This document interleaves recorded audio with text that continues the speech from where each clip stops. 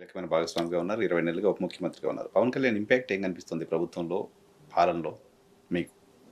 ఒకటే చెప్తానండి. పవన్ కళ్యాణ్ గారిని నమ్మి ఆయన కాపు కులస్తులు, అదేవిధంగా అభిమానులు కొన్ని లక్షల మంది ఆయన వెంట సెయిల్ అయ్యారు. హ్మ్. సెయిల్ అయినప్పుడు ఆయన ఎక్కడ ఫెయిల్ అయ్యారనేది ఒకే ఒక సింగిల్ ఎగ్జాంపుల్‌తో చెప్తా. 'సుగాలి ప్రీతి' గురించి మాట్లాడాడు. హ్మ్. 'సుగాలి ప్రీతికి అన్యాయం జరిగింది. మీ ఇంట్లో ఆడబిడ్డలైతే ఇలా వదిలేస్తారా' అని ఆయన గొంతు చించుకొని పలు పబ్లిక్ మీటింగుల్లో మాట్లాడాడు. హ్మ్. మరి ఇదే 'సుగాలి ప్రీతికి' న్యాయం చేశారా ఈ పవన్ కళ్యాణ్ గారు?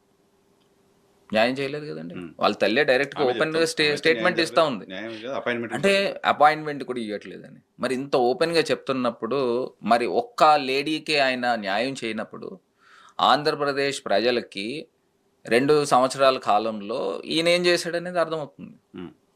ఇంకోటేం చెప్తా ఉన్నాడాయన, 15 సంవత్సరాలు ఈ కూటమి ఇలానే కలిసే ఉండాలి. ఉంటుంది అని చెప్తారు. హ్మ్. అడుగుతా ఉన్నప్పుడు 15 సంవత్సరాలు ఇప్పుడు ఆళ్ళు కాపు కులస్తులు గాని, అభిమానులు గాని, ఆయన ముఖ్యమంత్రి అవ్వాలి అనే ఒక ఆలోచనే కదండీ వాళ్ళందరూ కూడా సెయిల్ అవ్వడానికి కారణము. హ్మ్. మరి 15 సంవత్సరాలు ఇప్పుడు ఆయన వయసు 55 ఏళ్ళు ఉంటాయనుకుంటా నాకు తెలిసి. హ్మ్. 15 సంవత్సరాలంటే 70 ఏళ్ళు అయ్యాక ఈయన ముఖ్యమంత్రి అయితాడా? అప్పుడు కూడా నేను అవుతాను చెప్పలేదు. ముసలోడే.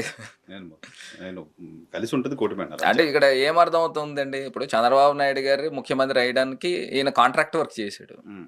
ఇప్పుడు రేపు వాళ్ళ కొడుకు ముఖ్యమంత్రి అయ్యేదానికి కాంట్రాక్ట్ వర్క్ చేస్తాడా? మీరే తీశారు టాపిక్. ఏంటి, నారా లోకేష్ ముఖ్యమంత్రి కాబోతున్నారా? నితీష్ కుమార్ బీహార్ నుంచి కేంద్రానికి వెళ్ళిపోయారు. అక్కడ బీజేపీ గవర్నమెంట్ ఫామ్ అయింది.